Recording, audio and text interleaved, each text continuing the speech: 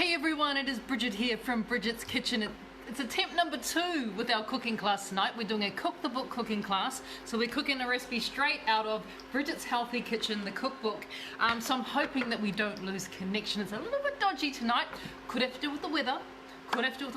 I think it's one of the reasons why I am feeling the need to cook what I'm cooking with you guys tonight, because the weather is a little bit dodgy. In fact, it's extremely dodgy. The rain wasn't coming straight down, it was going that way today. Which is great because Sydney needs so much rain. New South Wales needs rain. We've been in drought for such a long time. I just hope that the rain that we're getting here in Sydney is also going to the places that really need the rain, to our farmers in rural parts of New South Wales, hoping that they are getting some of this rain that's going that way. So I thought, because it is one of those cold and blustery days that we've been having in Sydney all week, actually, apparently tomorrow's just going to be just as bad, I thought I would do with you guys tonight, because it is around about, I think about 6:30 here in Sydney, so getting on to, about dinner time, I thought I would do with you a soup tonight. Now, I shared a soup recipe today on Bridget's Kitchen. If you're looking for an amazing cauliflower soup, and it is a pureed soup, and I make it with turmeric, which is really, really good for us, good for anti-inflammatory conditions as well. There's lots and lots of roast garlic in that soup, which is amazing as well. So really, really good for us. That soup was shared today on Bridget's Kitchen on Facebook. If you want to request that recipe, go to Bridget's Kitchen, go to the Facebook page, just scroll down, and it should be the first or the second post that I posted today.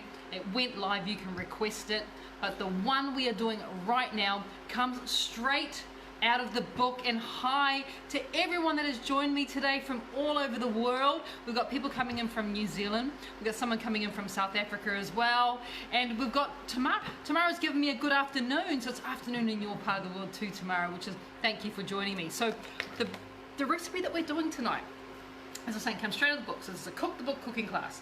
We are, if you're playing along at home, it is page 117. And what we're going to be doing tonight is my chicken and Chinese cabbage in a tamari broth. Or, as I like to simplify it, kombu soup. Because that is the base of what we're doing here. And if you have followed any of my recipes, especially when it comes to soups and gravies and things along that line, I really like to use kombu. Now, the reason that I use kombu, and the reason I don't make it out of chicken stock or vegetable stock, is kombu, as you may know, is a type of seaweed, and it produces the most delicious, very, very simple stock that you get from a piece of seaweed.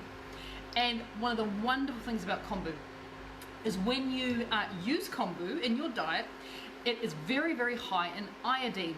Comes from the ocean, of course, 100% natural. There's no fish involved because it is seaweed, so it is plant-based. So vegetarians and vegans can use kombu as well. But because it is so high in iodine, it's really, really good for regulating our metabolism. And you know, when our metabolism is running really high, which is what extra iodine in your diet does, when your metabolism is running high, you are in perfect fat burning mode. So the reason I use kombu instead of chicken or vegetable stock or beef stock or any of those other types of stocks in order to make my soups or my gravies or add it into my casseroles and my stews, the reason I use kombu is because it helps to regulate our thyroid. Remember, keeps our metabolism running at a really high pace, which means we are in fat burning mode. So if you're wondering about kombu, I think I've got a packet. Let me just go grab it from my cupboard over here. Pretty sure I got, no I don't. No I don't. No, I don't have any kombu. But what I do have is kombu stock. So the way that you make kombu stock, and it is in the book. So making my kombu water, my kombu stock, you will find in the foundation recipes, which is right at the very front of the book. And as I said, it is literally a staple that I have in my fridge at all times. So what you need is you need to find yourself some kombu. Kombu is the Japanese word for seaweed or kelp, and it's just a dried piece of seaweed. And what it kind of looks like once it's been put into the water and cooked, it looks like this. So this is kelp or seaweed or kombu. They're all the same thing. Big piece, right? Huge. That's what you're going to find in the ocean. And this is what's going to give us all that flavor and all that goodness once we've turned it into a stock. And the way that we do that is we take a piece of kombu. It will look about the size of an A4 piece of paper when you start, right? When you start. Take a piece of kombu. If you're wondering where you buy kombu, I would absolutely 100% go into your local Asian supermarket. They're the ones that normally sell it. It's really hard to find in the supermarket. In fact, I've never seen it in the supermarket, even a really good supermarket. Some health food stores sell it, but they tend to sell it in strips. What you're after is big piece, like literally a big piece. I mean, look at this. It's a big piece, right? It's a big piece. And it will look like dry leather. And it's usually about that big. So you're looking for a sheet of dried kelp or dried seaweed. Check out your Asian supermarket. If you do not have an Asian supermarket where you are, the best advice I can give you is to search online. So put into Google, because Google's your best friend when it comes to buying things online and searching for products and you're not sure where to go. Go online and then put into the Google search terms, just put kombu or dried kelp sale purchase. What will come up is stores where you can purchase it and have it delivered to your door. So you're looking for sheets like that, like literally like an A4 piece. Like it's literally about that big is the size. And that's a really good way of actually doing it, is when you get your kelp or your kombu or your dried seaweed, you want a piece about that big, just one single sheet. Now you take a piece the size of my book, size of the book. You then put it into a large pot. And I do, this pot here holds 5 liters of water. So I put it into a 5-liter pot, that one piece of kombu. Look, that's quite big. Decent size, right? Decent size. Put it in there, cold water. Put my kombu, piece of kombu, remember the size of the book. Kombu is the size of the book. You put it into the pot. You then put that pot onto a very, very low temperature. And you allow that to just very, very slowly and gently tick over. I'm talking low as in not even medium temperature on your stove, but low. You can also do this in your slow cooker overnight. So you put onto a really low temperature and you allow that water and that kombu just to slowly tick over for 4 to 5 hours. Don't bring it to the boil. Just allow the kombu to gently tick over. And what is happening when you're doing this is the nutrients are coming out of that beautiful piece of seaweed, and it starts off looking like a piece of leather. It'll end up looking like you've just swum into a big kelp field. That's what it's going to look like.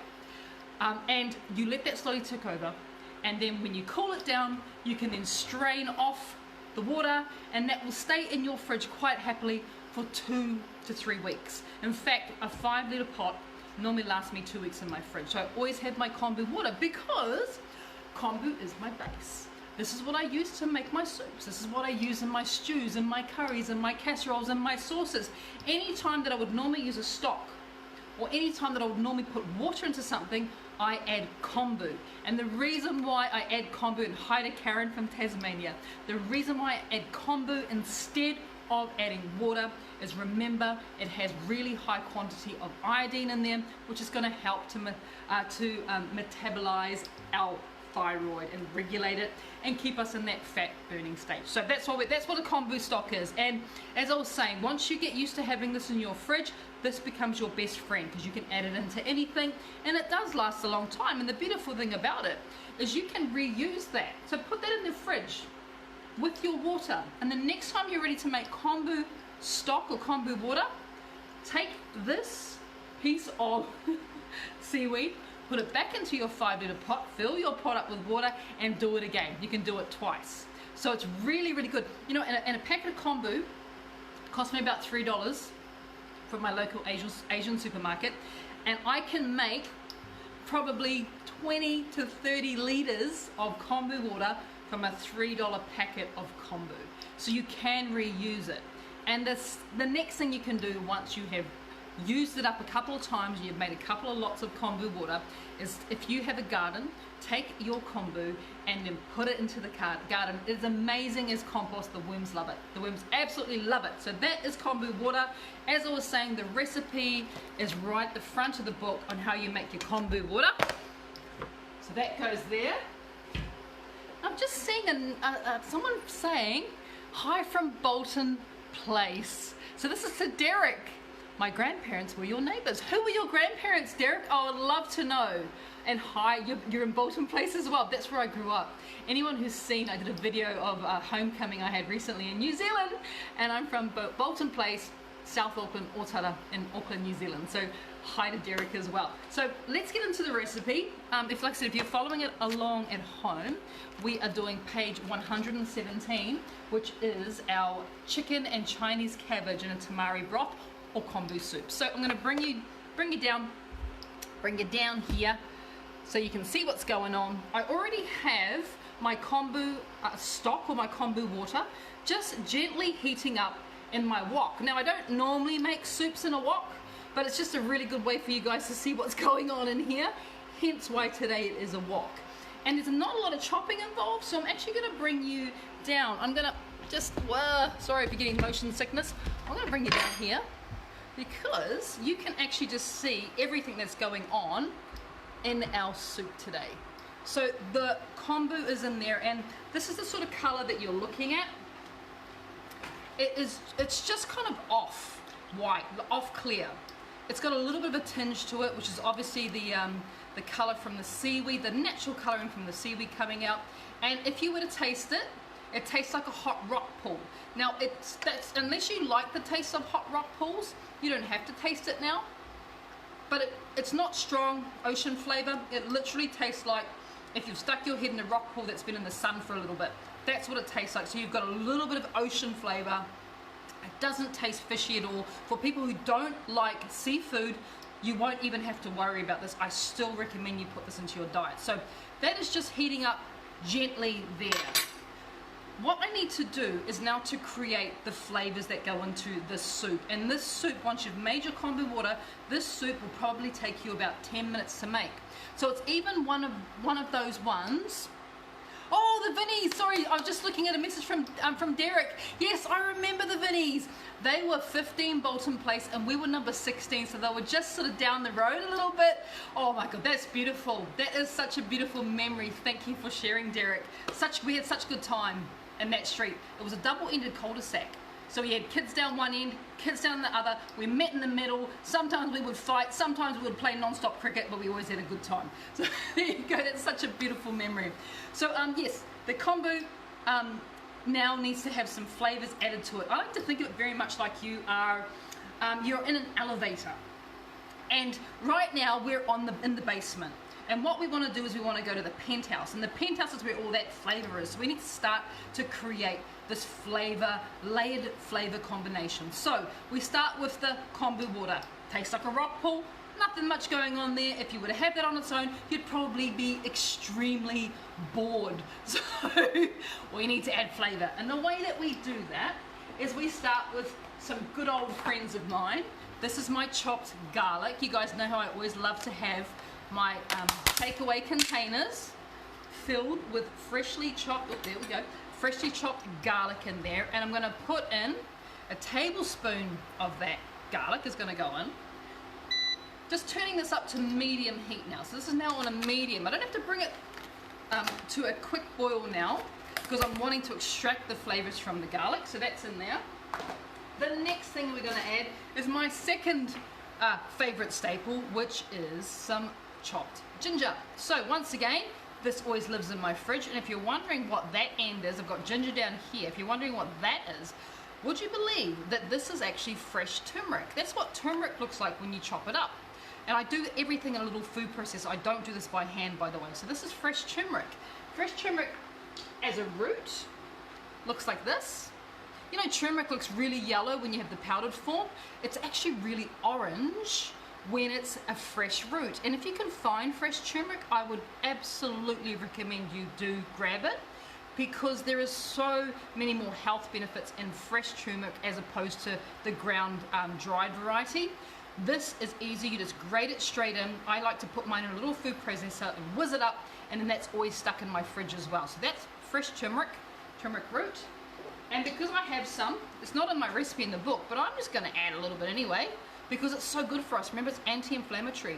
My dad, who suffers from a little bit of osteoarthritis, I like to add turmeric into my recipes, which I know he cooks back in New Zealand.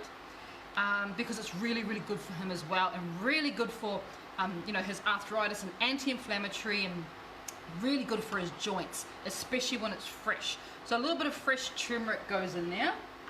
So what we have now, remember we're on the basement, which was just the kombu water. Now we've kind of gone up to the ground floor. We're on the ground floor because we've got a few different bits and pieces in there. The key here is to keep on tasting as you're going, because what you're doing when you're tasting is you're witnessing the development of flavor, and that's really, really important, this amazing development of flavor. And because I tasted it, I've decided it could do with a bit more ginger, because one of the things when it comes to this soup is it's really, really good for anyone who might be, you know, having the cold or the sniffles, or, you know, feeling a little bit under the weather. And what better than them to have this wonderful, comforting soup with all these great bits of fresh ginger and garlic and turmeric. So I've just added just a little bit more in there. So as I was saying, we're now on the ground floor, but you know, we don't want to stay on the ground floor, we want to move up. So I'm just going to have a little bit of a taste. It's already tasting way better than like 1 minute ago when it was kombu water. Already we've got flavor there, which is wonderful. So we want to continue to add flavor. And the way that I'm going to do that is in this little plastic bag or packet. What I have in here is wakame. Now wakame is another name for seaweed, but you know, it's a little bit different from the kelp here. This one here is strips of wakame, or strips of seaweed, and it's a different flavor. Like, I wouldn't eat this, right? This is what I use to make stock, but this you can actually just literally eat on its own. Crunch away at it. You could add it into salads. Once again, if you're looking for wakame, remember it's high in iodine, it's really good for our thyroid. If you're looking for wakame, go to your Asian supermarket. You're looking for strips like this, edible strips. So you can eat it like a little snack, and it tastes amazing. It's really, really delicious. But what you can do to it, or with it, and what sort of takes it to the next level, is we take that small, it's about a tablespoon of wakame, these seaweed strips, and we're going to add it into our soup. So what's going to happen, because at the moment that's dried and dehydrated, once we add it into liquid, that's going to rehydrate and be back to being actual full strips of seaweed. So I'll show you soon what that looks like, and of course that is going to continue to flavor this wonderful kombu soup that we're making here. So that's the next thing I'll put in. It's like, we're nearly finished, by the way. It's so simple to do.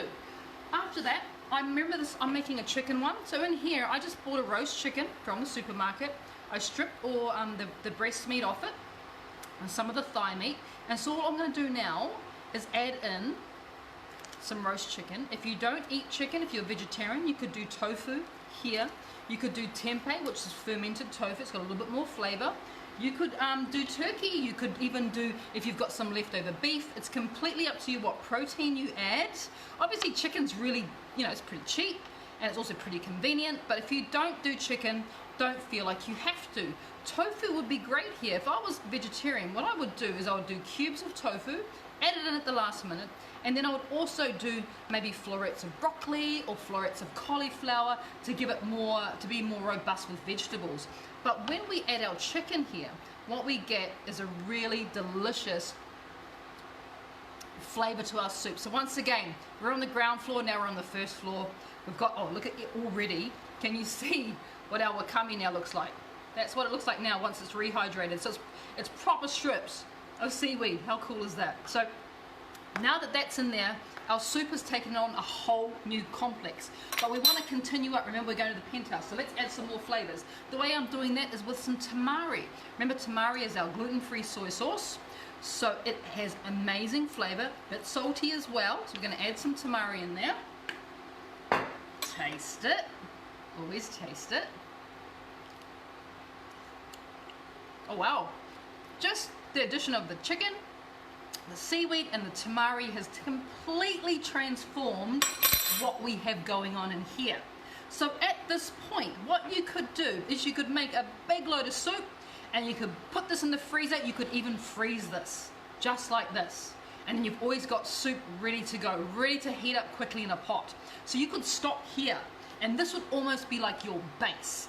And if this is your base and you've got them in containers, you know, in the fridge or in the freezer, how easy would it be to finish it off? Because finishing it off is extremely simple.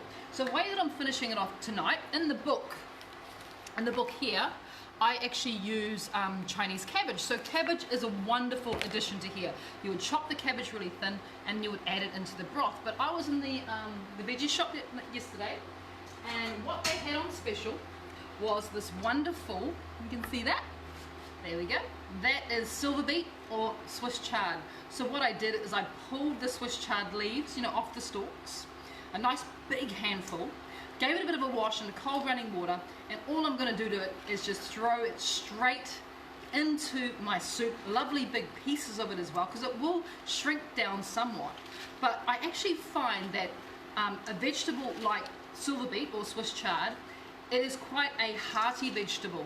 So it doesn't wilt on you too much, and like if you were to add, let's say, a Chinese vegetable, it would wilt really, really quickly and really easily, whereas this one here, it can actually hold itself for quite some time. So even if you made this soup and then you had it tomorrow for lunch, the silver beet would still be quite nice to eat. It won't be all wilted and gross, because it has quite a robust structure and it can withstand the heat of us boiling the soup away.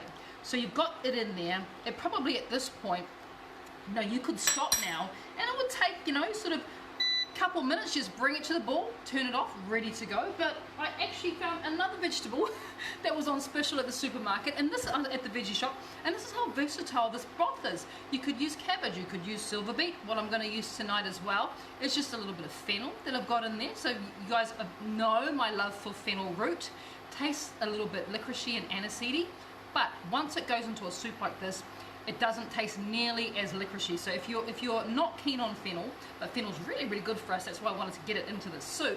If you're not too keen on fennel, this is a nice way to get fennel into your diet without feeling like you've just eaten a whole big, you know, piece of aniseed or licorice. So I'm just going to chop it just a little bit. Going to add a few little bits and pieces. I'm going to cut it quite small, because I don't want to have big chunks of the fennel. So just into like little small cubes can go in. And remember, we're just continuing to go up in that elevator.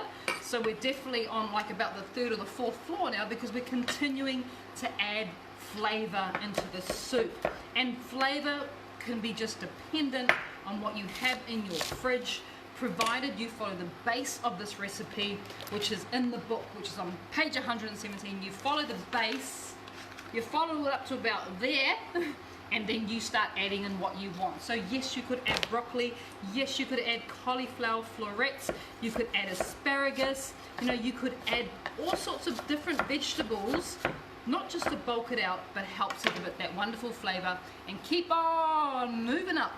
Keep on moving up to the penthouse. So now we've got our fennel in there.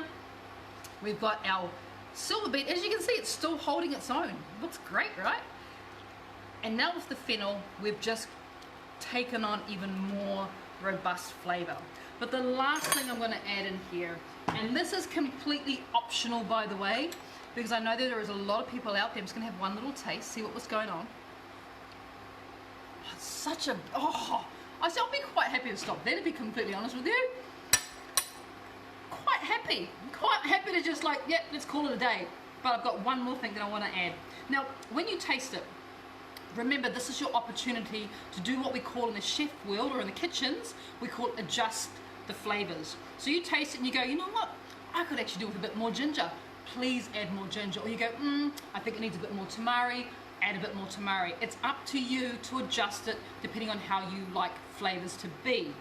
The guide that I've given you in the book, the recipe I've given you in the book, is a guide.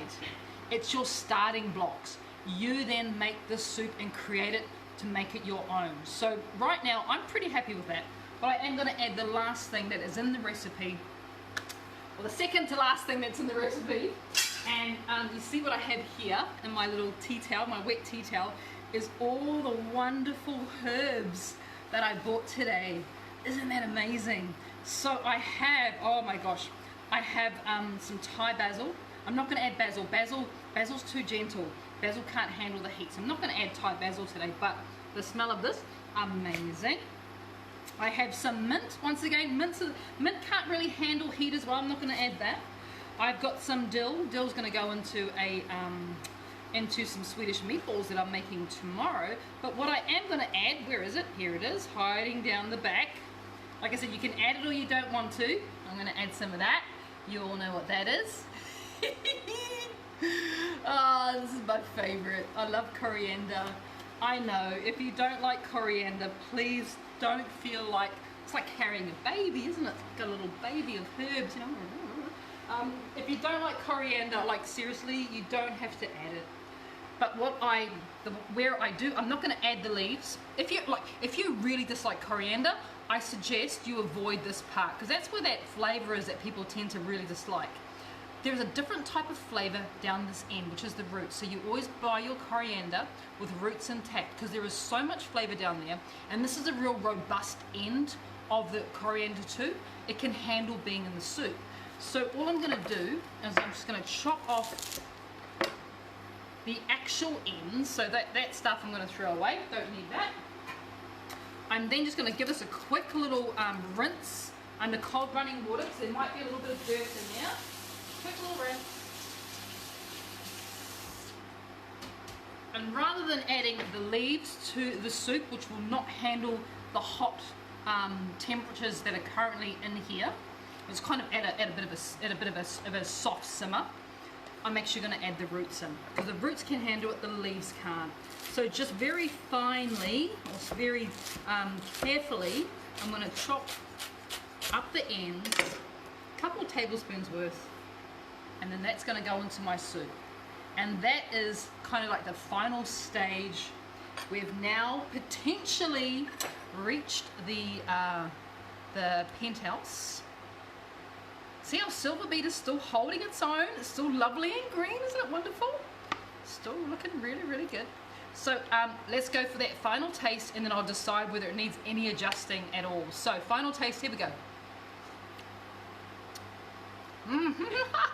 It's absolutely ridiculous that we started with something that tasted like a hot rock pool, and now we've ended up with a clean, fragrant ginger. I get the ginger coming through really nicely. I get a bit of chicken. You can see that it's a little bit yellow from that fresh turmeric I added as well. And then I am starting to get the vegetables as well. So look, I'm happy with how it is right now. But it's just coming to the boil, so I'm just going to turn it off. Doesn't even need to boil. Happy with where it is. It is up to you whether you turn around and you add more tamari or more garlic or more ginger or more coriander root or whatever it is. Completely up to you. But as I was saying, I'm happy with that.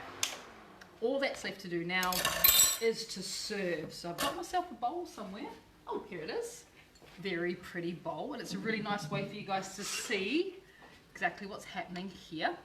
So I'm just going to turn you this way a little bit. There we go. Fabulous. Oh, get rid of the mess. Turn you that way.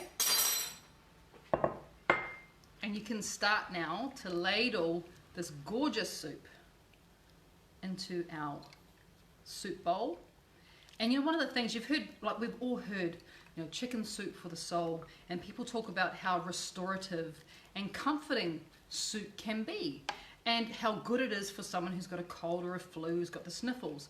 And one of the reasons why something like this is so good for us is because the whole concept of having a big bowl, can you guys see that? Having a big gorgeous bowl of soup, of comforting soup in front of us. Big bowl. And then when we go to have our soup, we kind of have to get quite close to it with our spoon, right? And as we're getting closer to it and our head's over it, the steam is helping to clear out the sinuses. So one of the awesome ways to not just have this flavor, but it's also what it's doing when you're inhaling the steam from this hot broth as well. So I'm just going to finish it off. And this is when I am going to add some herbs. So I'm just going back to my little tea towel of fresh herbs. I'm going to add some herbs on there, because this is very much a Vietnamese way of doing it as well. I love having Vietnamese food, which I had today, by the way. And you get all these wonderful herbs stuck on top. Only do the herbs right at the very last minute. And so what you have there is just this big, beautiful, comforting bowl. I'm going to come up here actually. Is this big, beautiful, comforting bowl of broth, soup, kombu, fabulous, perfect for this weather, absolutely perfect for anyone who's got a cold or a flu, or if you just want to have something really, really simple in your fridge or in your kitchen at any time where you can make this. Because remember how quick that was, how easy that was, and then you can adjust it accordingly. So there you go. Hope you enjoyed this. This is obviously going to be dinner in my household, which I'm so excited about for the kids. But please, by all means, if you want to purchase a copy of the book, just go to bridgetscookbook.com. I think Mahays may have thrown up a few links as well because we still have copies of the book available. The next book is going to be released pretty soon, in a couple of months, but at the moment, this book I still have a few copies left. So if you'd like a copy of the book, go to bridgetscookbook.com. You get to take these sort of things and make them your own and create delicious food, and also look after your family, look after your gut. Can't go wrong. All right, guys, I'm going to get into this soup. Thank you so much for watching. We will see you again really, really soon. Hope you have a great night. Stay warm, stay safe. Thank you. Bye.